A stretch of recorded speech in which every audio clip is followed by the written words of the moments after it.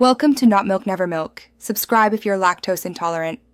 In this video, I will explain how to import a crypto wallet. First, open your desired wallet application.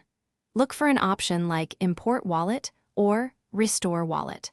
This process allows you to access existing funds using your unique credentials.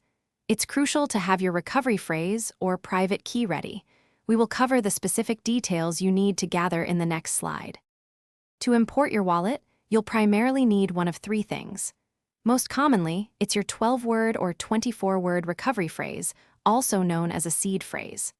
Alternatively, a private key, which is a very long alphanumeric code, can be used. Some advanced users might utilize a JSON key store file, which requires a password. Always double-check these credentials for accuracy. Once you have your credentials, navigate to the Import section of your wallet application.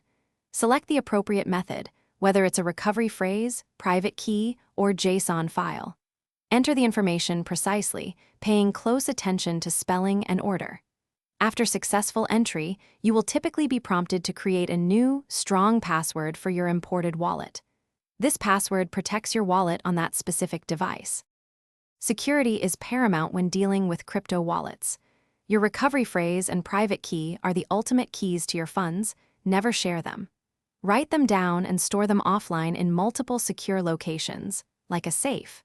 Consider enabling two-factor authentication if your wallet supports it, adding an extra layer of protection. Always be wary of phishing attempts and only use official wallet applications.